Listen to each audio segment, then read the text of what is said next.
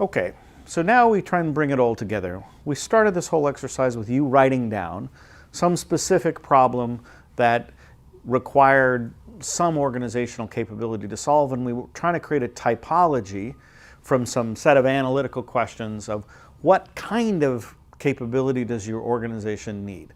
Now we're going to bring it together and talk about 5 different names of activities, and these activities cut through a wide variety of sectors depending on your answers to the typology questions. So if you answered that your activity was not transaction intensive, could be done by a few people, that it was locally discretionary, people had to make decisions in what they did, that it was, and it could have either been based on a known technology, and it could either be obligation or service.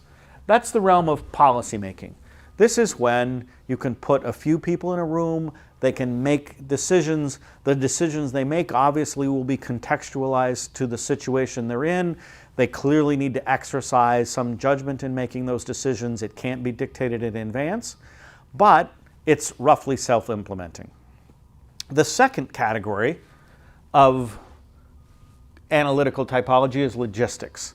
This is when it is transaction intensive. It does take hundreds, thousands, or hundreds of thousands of agents to successfully accomplish the activity, like teaching children.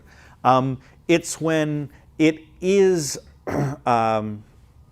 not locally discretionary. What each of those agents needs to do, it can in fact be reduced to a relatively simple script that is easy to observe, easy to be implemented.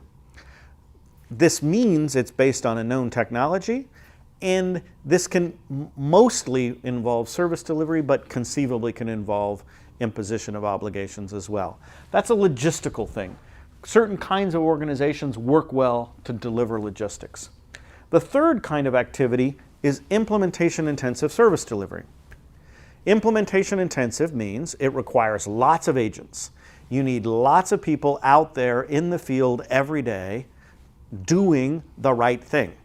It's locally discretionary, which means the right thing for your agents to do cannot be reduced to a script. They actually have to observe the world that they're in and respond in a fine-tuned way to what they observe. That is locally discretionary. It's based on a known technology. There is a community of practice that has some settled wisdom about what should be done, and it's a service. So the classic example there is primary schooling teaching. You know, in a large country, you literally have hundreds of thousands to millions of teachers. They need to be responding day to day to what the children in the classroom are actually doing and knowing in order to be effective teachers. It's not something that you can supervise for the top and reduce generally to a script. There is a known kind of technology called pedagogy of what will and will not work. And it is a service. Ultimately, the people who come to school, one way or another, want to learn. Now, the other category is implementation-intensive imposition of obligations. Again, takes lots of agents. Each of those agents' actions is difficult to reduce to a script. There's kind of a known community of practice technology, known technology. But in this case, it's an imposition of obligation. So the classic example here is policing. Policemen out on the street need to respond to their conditions day to day, minute to minute in subtle and difficult ways, and hence requires that they exercise their local discretion in the imposition and maintaining law and order.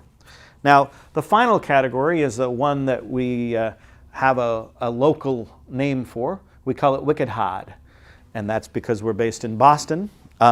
And wicked doesn't mean evil, wicked just means very. And what wicked hard means is that it requires lots of agents. These agents need to exercise local discretion, but their local discretion can't be based on a known technology. You really require these agents in some sense to be individually innovating with respect to their local conditions rather than even following a body of knowledge. And whether that's service delivery or imposition of obligations, it's enormously The kinds of organizations that can be mobilized to do the wicked hard require a particularly intense form of implementation capability. Now, just as we started with the pictures of different kinds of animals and said what's alike, we want to emphasize that we're not looking at the world sectorally. You know, the world tends to be organized around sectors like health, and some people work on education, and some people work on public finance, and some people work on justice, but our classification cuts across all of those sectors. So for instance, if you look at the health example, a policy decision would be to iodize salt. It can be taken. Once it's taken, it's roughly self-implementing, doesn't require lots of agents. Logistics is vaccinations. It requires lots of agents, but each agent can follow a simple script. Service delivery is curative care.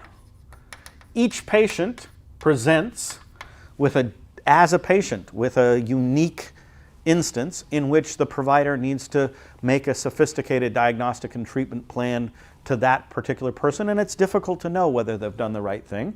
Imposition of obligations is the regulation of private providers. Once you say, I am going to regulate the private providers, you have all the same difficulty of observation of quality that you have if you're trying to do it yourself, and the private providers in their interaction with the regulator would often prefer that the regulator not, for instance, find that they're not providing high quality.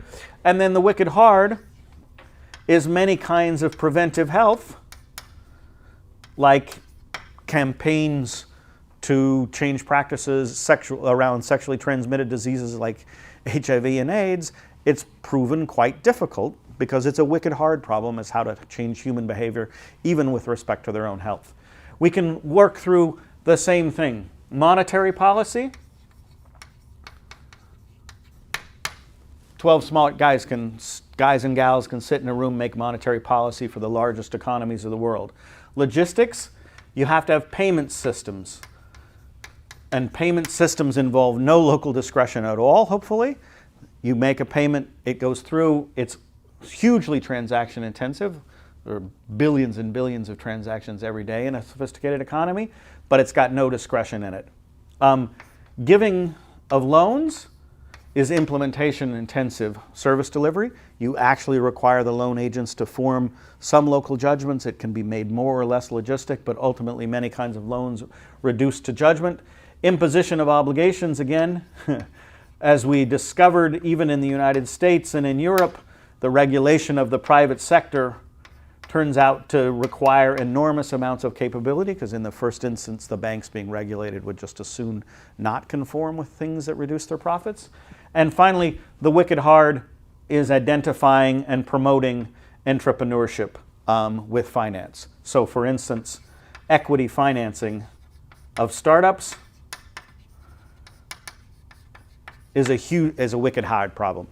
Very few people have been able to reduce it even to the kinds of knowledge one would take. And we can do this with the justice sector. The same sort of set of things. So now when you go back and you look at your activity that you wrote down at the beginning, you want to be able to say to yourself, my activity requires the implementation intensity of which of these types? Because for the rest of as we're thinking about building organizational capability, everything about the way you go about building an organization capability depends on whether you're building capability for policymaking, you're building capability for logistics, you're building capability for intensive service delivery, for intensive imposition of obligations, or whether you're trying to do the wicked hard. If you don't understand at the beginning what the nature of the kind of thing you're trying to do is, you can't have any useful advice about how to build the capability to do it.